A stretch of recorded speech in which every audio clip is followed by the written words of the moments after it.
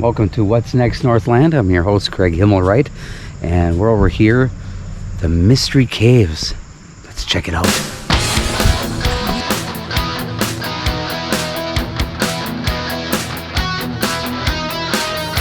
It's never before said by me. I got to break free. Yeah, it's just an ordinary day. Clouds are in my way. It's just an ordinary day. So let's get away. I need to feel so free. What does life want from me, other than an ordinary day? Yeah.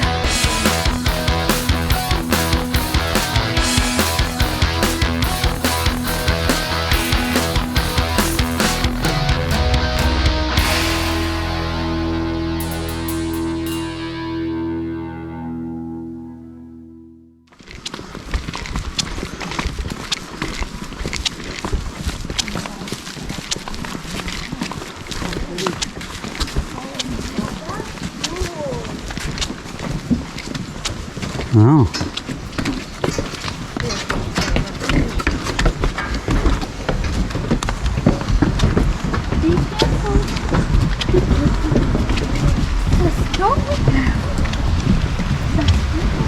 It is pretty.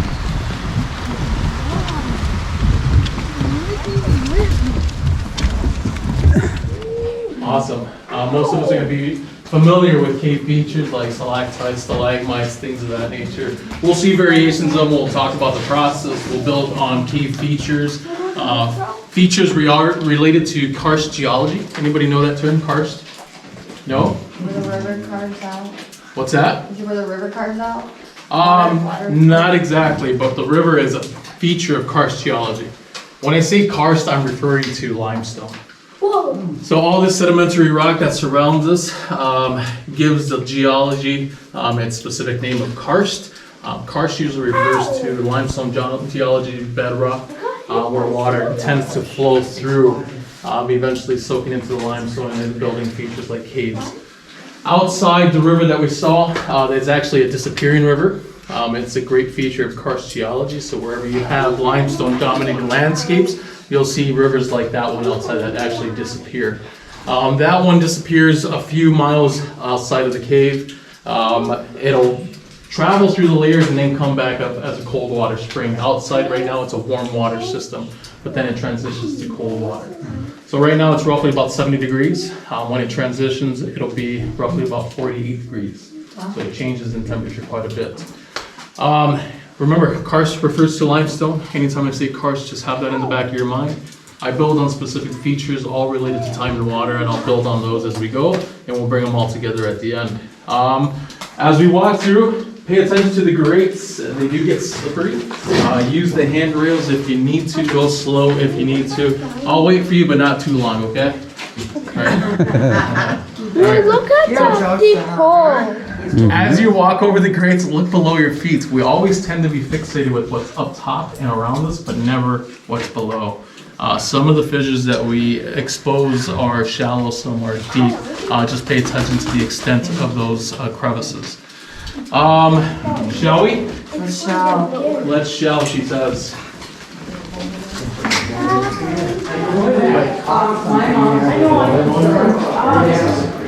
That just freaked me out. Yeah. Okay. Yeah, we got here. Whoa, whoa, that was cool. Who else has been to this cave? How long ago? Long ago. You were little? He said there were guided tours. Yeah. This was probably before the DNR took ownership of it. Yeah. Back when it was just a farm. Yep. That's pretty interesting. What do you remember from back then? Very little. I just remember there's multiple spots you could enter the cave. It was kind of a free for all. Yeah, that's been changed since we took ownership. Now it's too much. Whoa, right down below. Oh, don't look down. That's said don't look down. I'm looking down. Here we're looking back up. How can you look down? Yeah.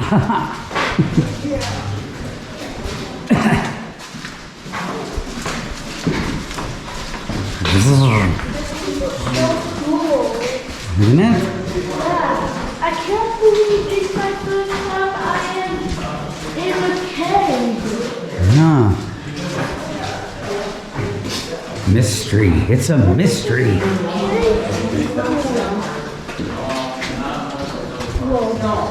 Just look down. Whoa, this is cool.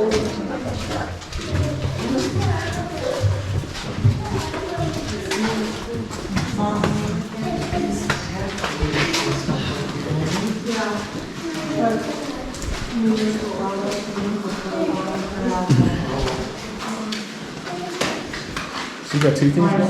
Limestone, your minerals, limestone. Okay, we'll count all as one thing. Lots of time, absolutely. Not so much pressure. I mean, if you want to think about it in terms of related to pressure, you can. It's what's pulling things down to the earth. Gravity. Gravity, time, water. What else? Minerals. There's one more thing. Not temperature. Not temperature. It's a gas. We'll call it a gas. Not methane. Not the stuff we produce. Different type of gas.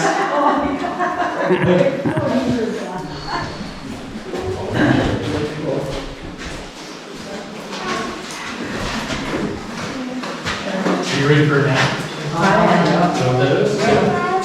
Well, I look like that 6 to you, we're not. Alright, this is.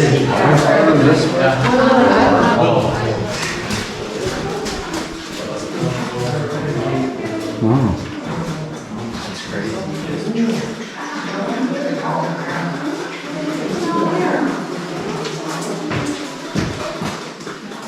Where are you coming from today? Cities? We're at the cities. Something right there.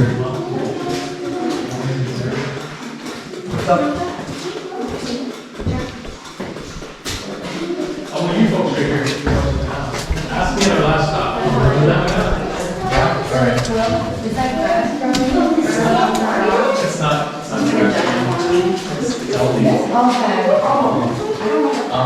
algae grows when you have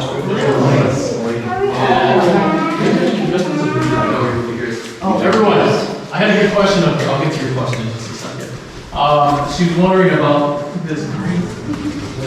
All right, folks, welcome to Dome Room. Dome Room is a much smaller scene hole.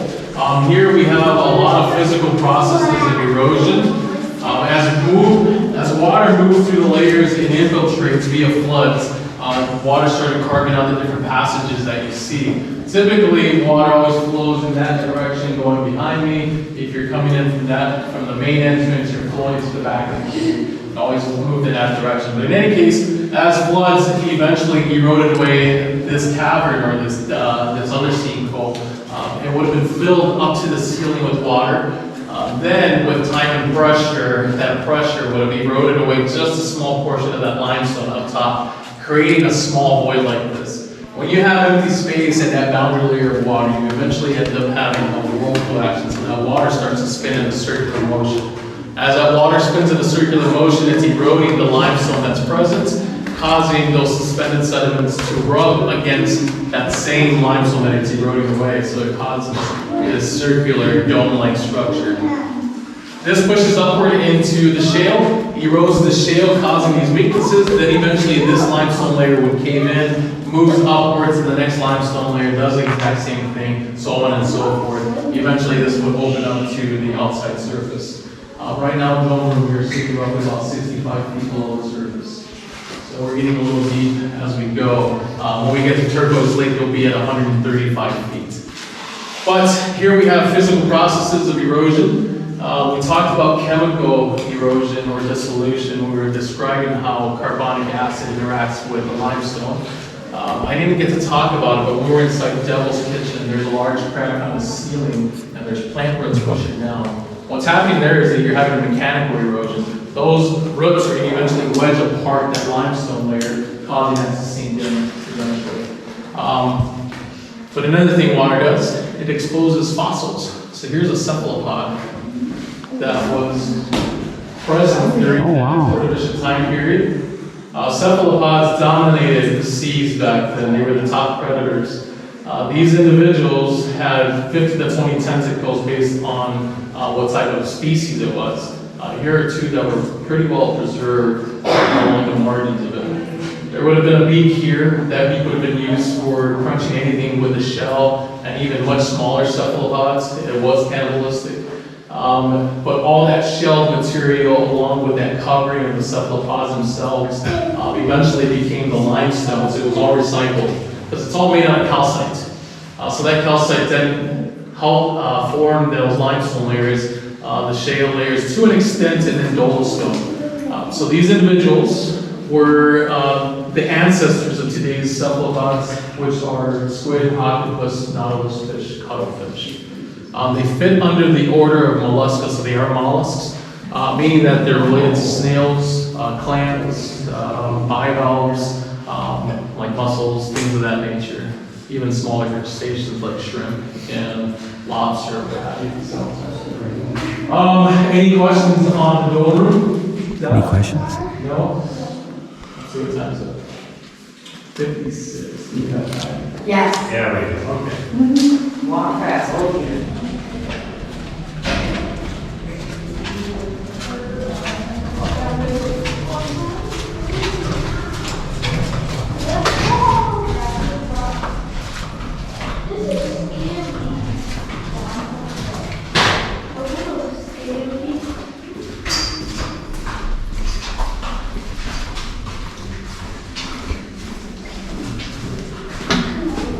Ooh, look down on that one again. Another one.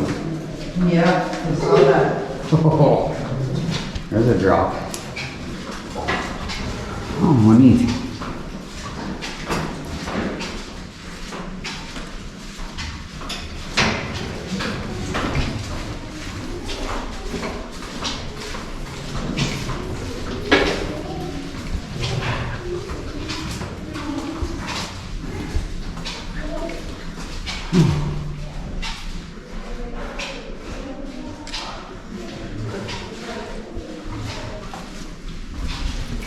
Okay. Yeah, right here. Oh, I just wanted to show you.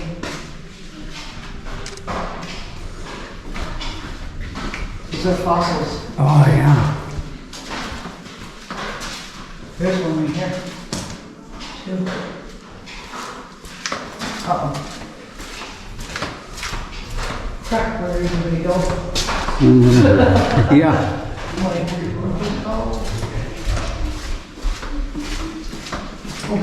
Holy crap, they're way up here.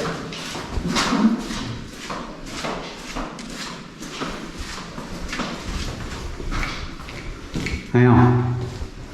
It's like, oh, I'm sorry, I haven't been down here before. You take pictures while you're on the green. That's right. Meow.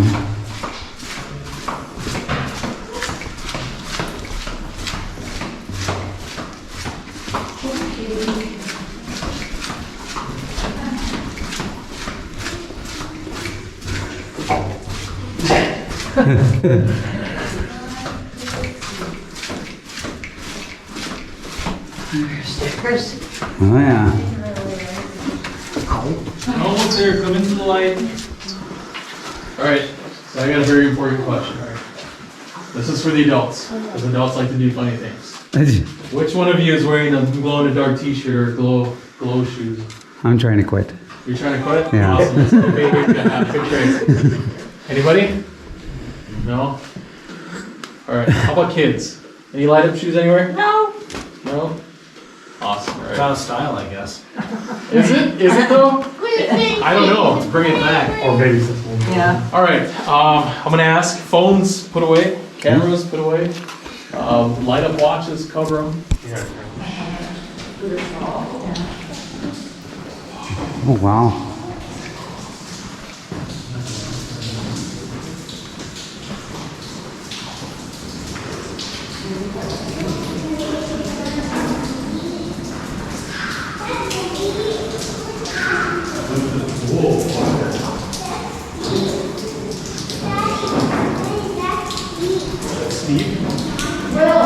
Yeah. Down there. That's Cathedral Pass.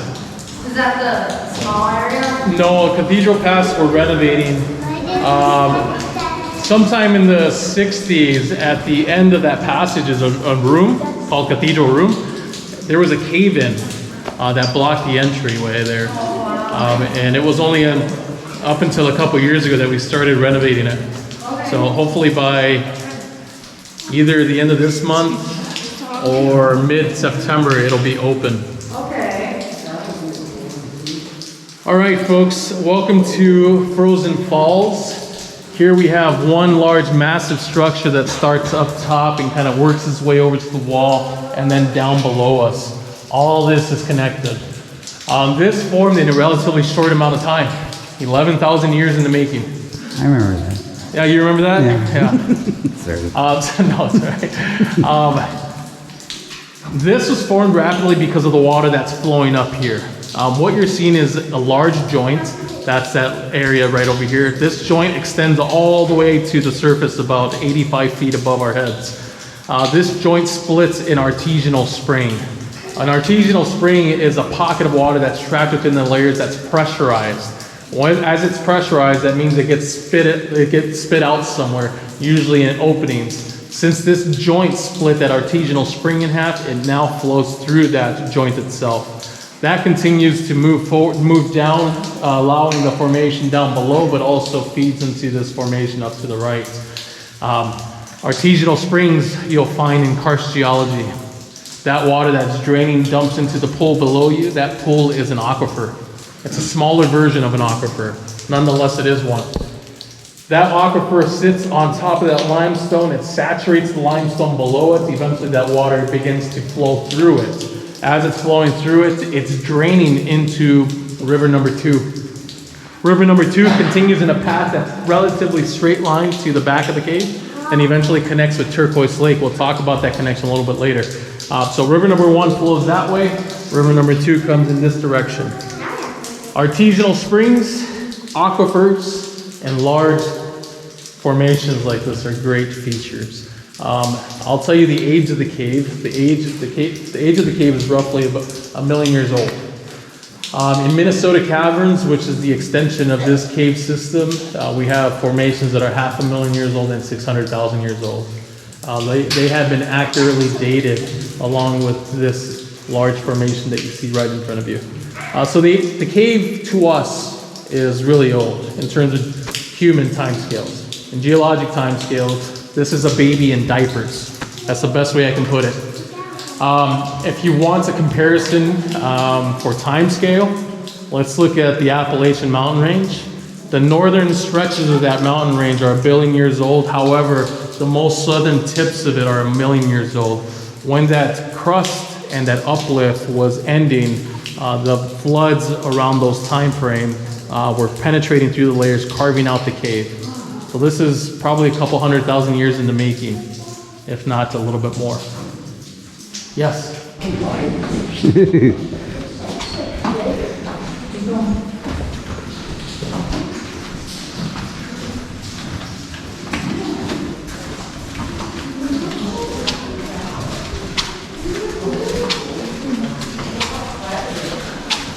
Wow. That goes quite a ways down.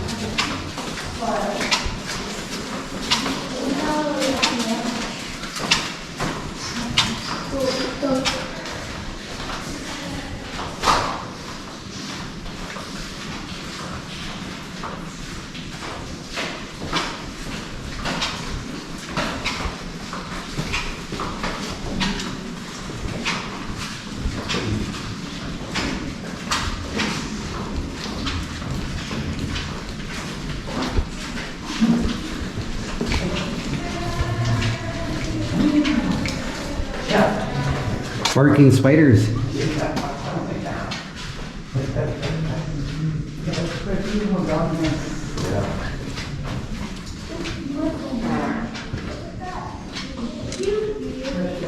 That's neat.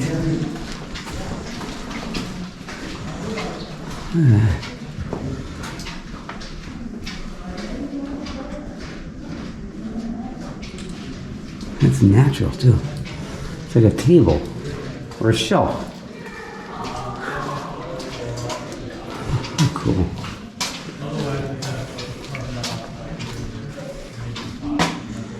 They weren't kidding how this cave is so much different. Or there are a lot of differences between this one and Niagara Caves. Oh, cool.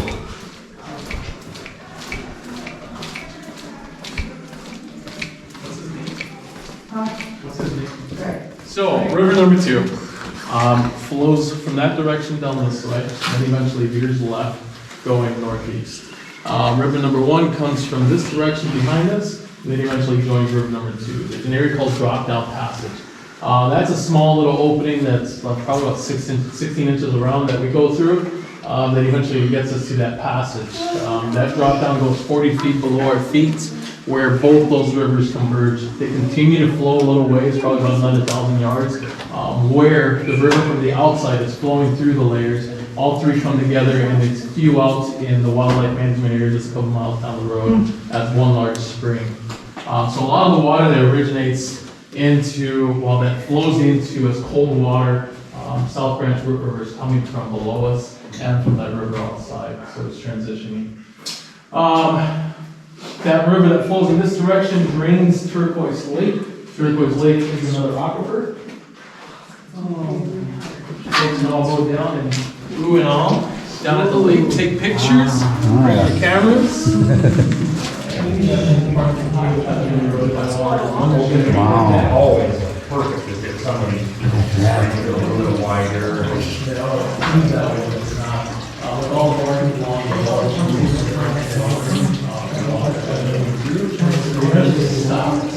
Brady.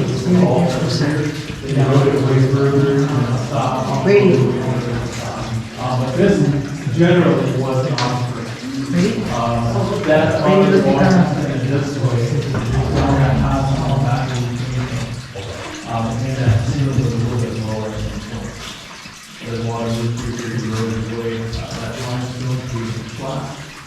When we were out in Montana, we were trout fishing in streams that look like this.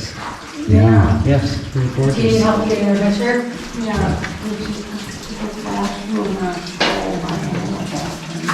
Okay, you have to face me now.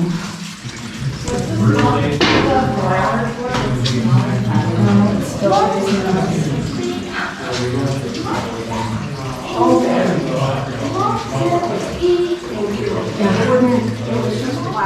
Yes, there is light in the water.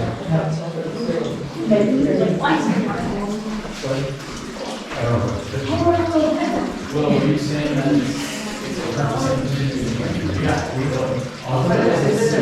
It doesn't feel right, because it's not. Yeah, I was saying I agree, and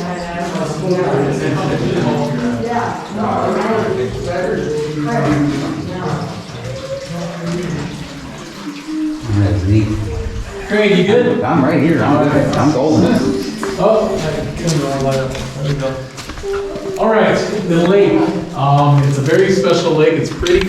It used to be a lot bigger than that. Basically, these folks were that used to fill in this entire area. That water level used to. Let's see. See here. There's one right there. This used to extend down that way, then above our heads, and then swim around and go back this direction. But this used to all be water. The purpose of the lake today is to explain to you water quality. Water quality is an issue where you have harsh geology, mainly because the limestone traps a lot of sediments, a lot of dirt, a lot of particulate matter. So fine grain to coarse grain sediments. What it doesn't do, it doesn't filter the dissolved components of water. So anything that happens up top eventually makes its way into the cave system. Who had the question earlier about drinking water? Was it you? What was your question? It was, if you accidentally like drink Louder so we can all hear you, please. Oh, if you accidentally like have your mouth open and the water drips, does anything happen? With that little bit of information that I just give you, do you think if you drink that water you'd be sick? No. No? Yeah, you would. Yeah, for sure. You for sure would be sick. Because anything that happens up top, this shallow below the surface, you're gonna get sick. The deeper you go, the cleaner the water's gonna be. But because we're still relatively shallow, you're going to get a lot of contaminants coming through the limestone layers. So that water down there, folks, it's seasonally contaminated. What does that mean? It means that whatever happens in the wintertime, you see in the springtime. Whatever happens in the springtime, you see in the summertime. So it changes with its composition, seasonality type-wise. It's pretty important to understand that karst geology, you're usually going to have water quality issues. How about fertilizer from farming? Absolutely. You see nitrates down here. You see elevated phosphorus levels. You see a lot of ammoniums from farming. That negatively impacts cave. It doesn't negatively impact the cave. It affects the water. Okay. The water is what's important because this eventually is water that's going to drain into rivers. What's the potential there? Fish kills. I think so. Fish kills. Well, That's what you're looking at. The one that looks like a. But if not that, then fish that are in the water are going to absorb some of these contaminants. And if you're eating the fish, that might have negative effects on you. So. Pretty neat stuff, huh? Well, that was the Mystery Caves. And, of course, we went back from where we came from. They do have longer tours, but we were in such a rush. There's so many people. And, you know, it's really hard to get a whole grasp of the whole thing. But, you know, there are 40 caves in southeastern Minnesota that they have discovered, and there could be a lot more. But it's crazy and incredible of how many there are down there. But there you go. There's a mystery cave. I hope you enjoyed it. Until next time, see you.